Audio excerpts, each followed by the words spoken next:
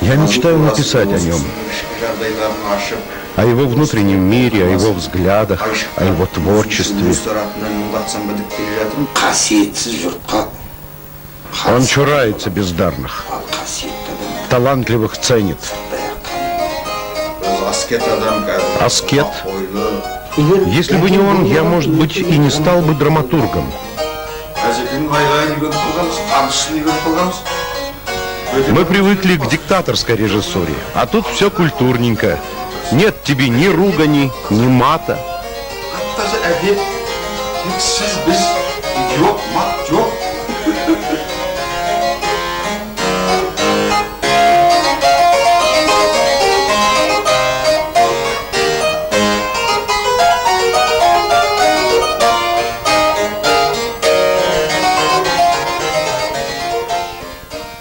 Утро нашей Родины, утро Москвы, утро сталинского братства народов. Этому великому братству обязано своим рассветом многонациональное советское искусство. Поезд набирает скорость. Близко Москва. Писатели, артисты, певцы советского Казахстана покажут в этом лучшем городе мира свои творческие успехи. Душевно встретили москвичи своих младших братьев. Нас 360 человек. Писатели, Роза с ансамблем, Шара с ансамблем, Жамал Омарова.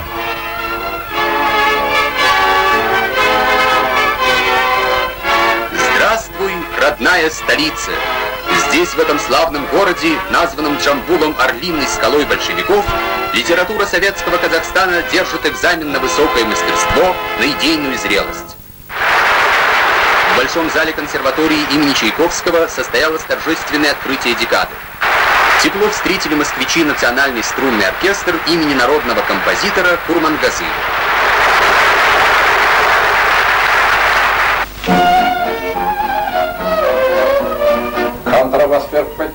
Ахан вручил мне контрабас, сказав при этом: у тебя пальцы длинные, слух неплохой. А контрабас, к твоему сведению, основа оркестра, его фундамент. В то время классов в консерватории было мало, и мы залазили на чердак и там занимались. А контрабас таскать нелегкое занятие, уж не говорю про игру на нем. И я, бросив контрабас, сбежал. Несмотря на этот побег, Ахмед Жубанов, тогда ректор консерватории, приглашает молодого музыканта в филармонию. Но через 3 месяца Омаров сбежал и оттуда.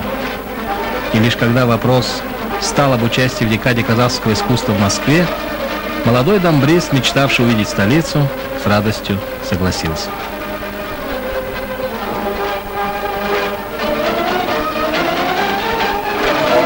А как встречали тогда, скажу я вам, Розу Багланову, только начинают объявлять дипломант всесоюзного конкурса, дальше не дают расслышать. Бурные аплодисменты, ногами топают.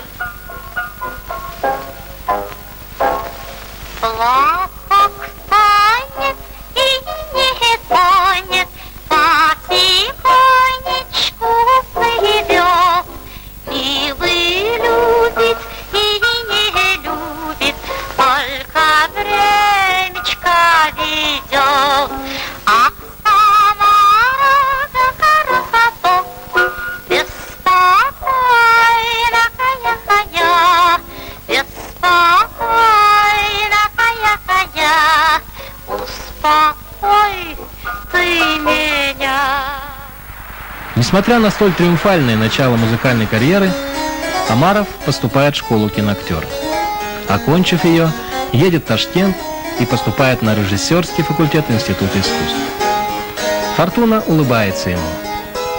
Молодому специалисту доверяет должность главного режиссера в Семипалатинском драмтеатре.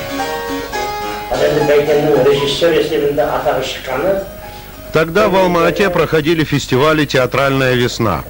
В нем принимали участие все театральные коллективы республики. И вот в 1958 году Семипалатинский театр драмы привез спектакль по пьесе Абдильды Тажибаева «Майра». Успех был полный. Зрители буквально ломились в двери.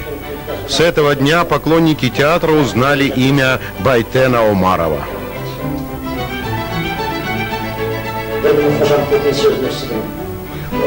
Однажды Серке Кожамкулов, живая легенда казахского театра, сказал в запале: «Сейчас кому не лень идут в режиссеры.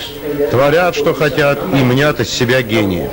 А вот мне лично больше по нраву Байтен Омаров, который пришел к нам недавно. Скромный с виду и в то же время умеет донести свое, не унижая тебя.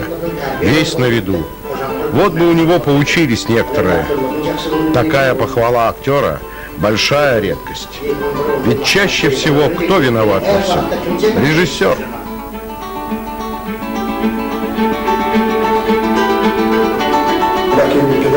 Я хочу сказать о преподавательском таланте Байтена Омарова. Ставится спектакль «Старшая сестра» по моей пьесе. Наступил самый ответственный момент. И я вдруг оказался свидетелем нелегкого разговора режиссера с актрисой Раушан Наурызбаевой. Она иногда опаздывала на репетиции, были срывы. И вот в сердцах Омаров говорит ей: «Раушан, вы талантливая актриса. Обижать талант неблагородно. Горячего коня пришпоришь, он и вовсе скакать не будет». Раушан, расплакавшись, ответила ему: «Беке, вы редкой души человек. Никогда не ругаете нас, не таите зла, и этим своим отношением покоряете всех. Простите меня». 1972 года работал в Игорском театре, и что характерно, первой его постановкой в этом театре была музыкальная драма «Глебсана». Там была музыка. Таким удивительно оказался музыкальным человеком, удивительно чувствующий эту музыку. И когда состоялась премьера этого спектакля, именно музыка вышла на первый план в этом спектакле. И это нас очень обрадовало.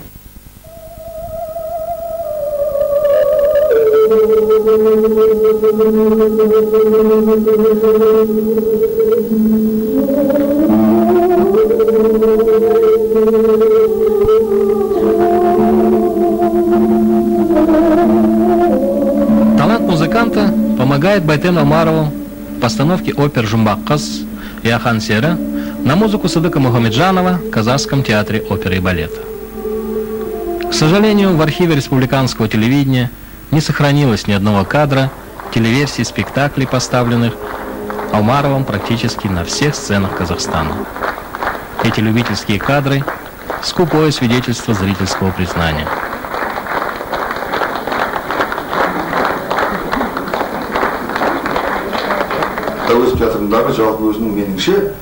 Большой этапной работой в творческих поисках Байтен-ага стала постановка пьесы Калихана Искакова «Утреннее эхо».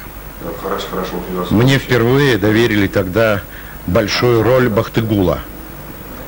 В роли Жараспая – Асаналиага. Мы играли, состязаясь друг с другом. А Байтен-ага, оказывается, именно этого и добивался, при этом ни слова не сказав нам. Мы-то об этом только потом узнали.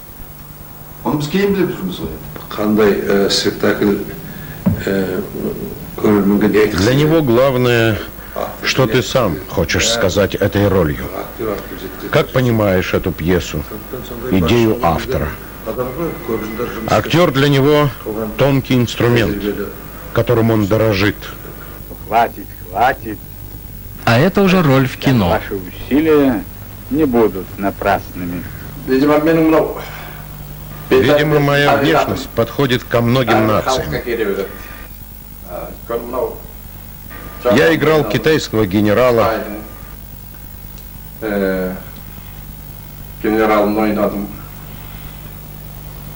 Чукчу в «Белом шамане».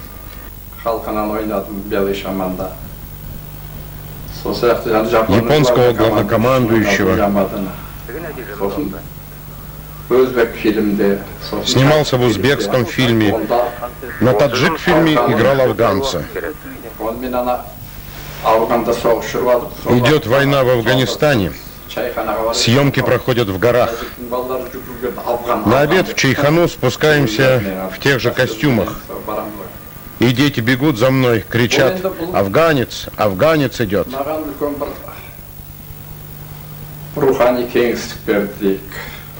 Это духовно обогатило меня.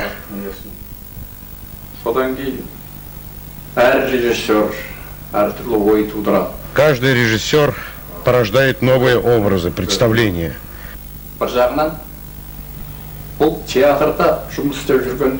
С другой стороны, когда работаешь в театре, ты уже знаешь, каково быть в шкуре актера. Обещаю не трогать того, кто поможет этому человеку. Кто? Я, Кудре. Дело не только в восточной типажности Байтена Омарова. Характерно другое. Он всегда играет сильных личностей. Люди хотят властвовать. Каждый. Каждый. И ты? Когда я хотел, я властвовал. А теперь? А теперь я старик. И близкая смерть властвует надо мной. Где же твои табуны, Ахан? Мне ничего не нужно уже. Я их раздал. А где же твои люди, Ахан? Исчезли вместе с моим добром. А начинал он с роли знатока коней Куренбая в фильме Булата Мансурова «Кулагер». Это была моя первая работа в кино. Кино хорошо тем, что ты получаешь возможность близко познакомиться и поработать со многими людьми искусства.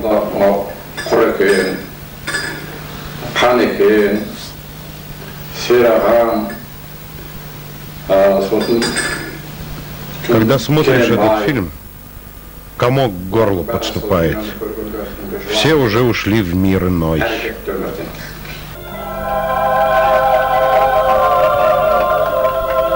Эту картину снимали в Казахстане, и жара была 45 градусов. Весь день на съемочной площадке, там уже воду цистернами выпивали люди, значит. Он все-таки уже в возрасте, вот, и он своим примером, таким подтянутостью, сдержанностью, скромностью, заражал всех вот молодых и всех. И даже я иногда смотрел на него, думаю, ну если Байтен такой стоит, не сгибается, значит мне тем более нельзя сгибаться. Тут я на Мосфильме озвучивал эту картину «Тризна», где он сыграл одну из главных ролей знатока коней. Климов обратился ко мне, чтобы найти на роль Бадмаева интересного человека. Я говорю, ну посмотри, вот у меня есть артист. Я ему показал одну часть, он пришел в восторг. Говорит, о, говорит, это, говорит, я точно попадание в десятку. То есть по внешнему облику. А потом он уже, когда с ним подружился, Петренко с ним подружились, все они были просто в восторге от него, как от человека, как личности очень незаурядной. С выдохом втягиваем стенку живота. Затем делаем вдох при расслабленной диафрагме через нос. Дышать, господа, дышать. Дыхание, дыхание. Это единственный человек, которого боялся Распутин. Все боялись Распутина, а единственный Бадмаев, кого боялся Распутин. Вот настолько он умен, хитер был этот Бадмаев. Ошибиться в выборе вот, исполнителя этой роли было невозможно, потому что дело не в том, что играть там, он сыграет или не сыграет. Натура такая должна была быть мощная. Это знак, Бадьман. Барановичи? А?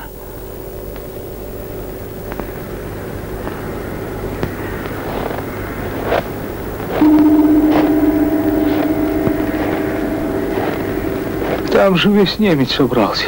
Всех и порушим. А коли он нас, значит, так тому и быть. Папу под нож. Кровушка чтоб была. Через край чтоб. А папу и то кровавым кличут. А папа и я, орел и решка, на одной медяшке отчеканены. Папа твой пусть табак курит. Шапка не по сеньке. Царевича на трон. Царицу регеншей. А дальше ты знаешь. А, твой пар, моя машина. Мой. Твоя. Главное, конечно, то, что он вот нес в себе. Он нес какую-то вот эту тайну восточного человека. Я была в отдыхе. У нас Сепаратский был остров, там отдых был для студентов, для всех. И прихожу, значит, в медпункт, смотрю, стоит какой-то мужчина, похожий на не то на японца, не то на испанца. Он мне говорит, что я, говорит, усыновленный, говорит, испанец. А я правда поверила. Он говорит, меня, говорит, во время Испанской войны в Советский Союз привезли детей, и меня усыновили казахи. Дали мне фамилию Гутамалова. Я поверила. Как же не поверить, если он в кино играет волшебников да шаманов?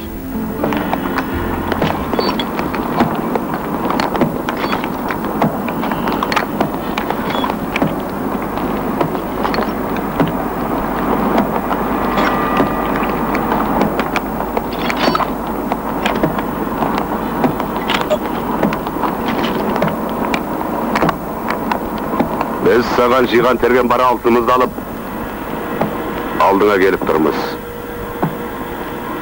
Алтын құдай күндей жарқырап, нұр шашып тұруы керек. Оны жасау тек сенің ғана қолыңнан келеді. Осы тұрған қауым тақсым етіп бас иеміз өзіңе.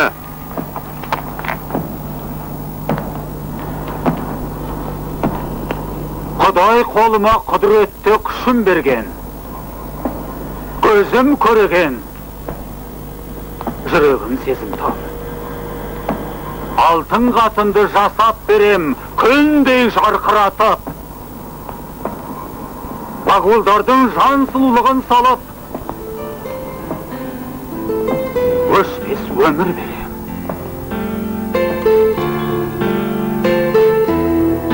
А потом, значит, мы с ним познакомились и через 6 месяцев уже поженились.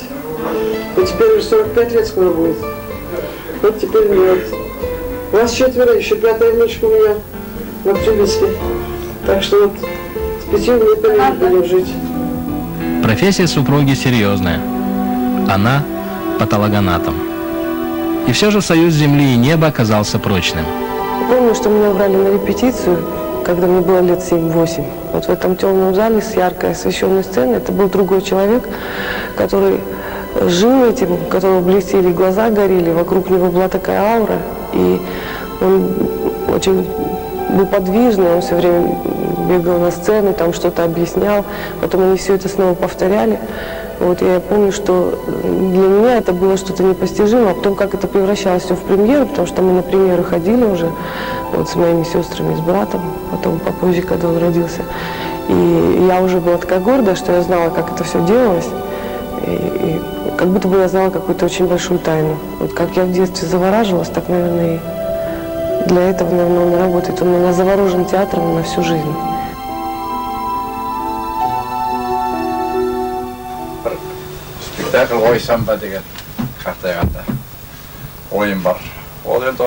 На излете лет я снова хочу вернуться к постановке Шекспира «Укрощение строптивой».